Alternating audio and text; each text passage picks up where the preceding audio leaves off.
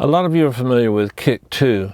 It's a synthesizer for kick drums, and you can probably use it for snares too. And then some of the attacks in there I really like. Now, why is it on the screen? Because I'm going to take you from the beginning. What I do is sometimes, and I'll play this kick for you in a minute, sometimes I want a little bit of enhancement for an existing kick drum sound. I don't want to change the sound.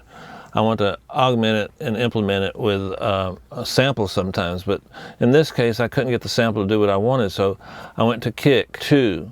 Now it runs on MIDI, so it's triggered by MIDI. So my favorite is the Massey DRT, and everything Massey makes is spectacular. Stephen Massey's brilliant, and so this isn't the actual setting, I'm just showing you this, but it's almost an instantaneous triggering effect that you can drag down to your instrument track here. And then on this instrument track we have Kick 2. Now this is a setting that I came up with the help of one of my assistants, and let's check it without it. So now we've got the original kick here. Not bad, not bad. And as you can see, I'm paralleling with it.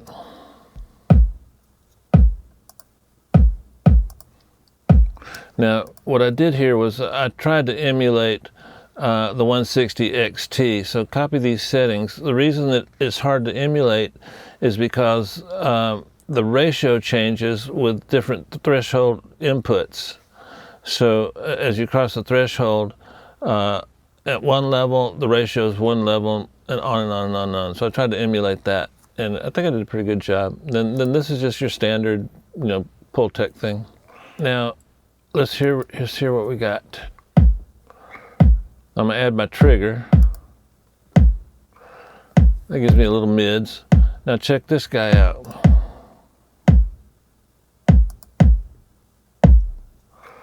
And if you've got headphones on or big speakers, you can hear a lot of low end.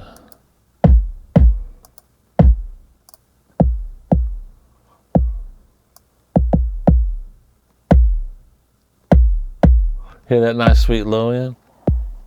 And always remember, tune it to the track.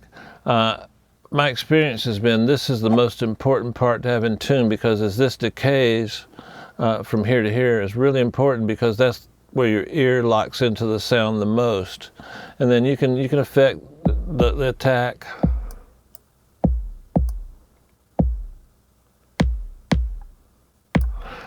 So this is a section that sometimes I just use by itself. This is where the attack is. Now I had the attack muted here, and let me show you with the attack.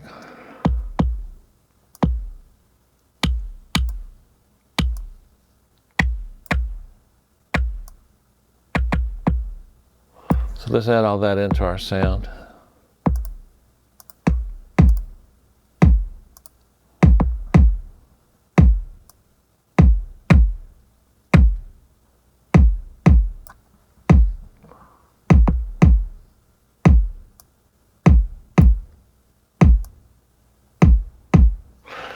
So you see, you can do a lot with this guy, and there's a bit of a learning curve to it, but and I don't know every single part of it, but it gives you a lot of freedom to tailor a sound to go with the sound you already have. And then Chongor, who films for me, actually creates drum sounds with it. I have too, so it's got a lot of uses. And by the way, you can do snares with it too, and toms, whatever you want to do. And it's got some great presets if you want to start that way. But this and this and this little section here is where the money is. All right? See you next time.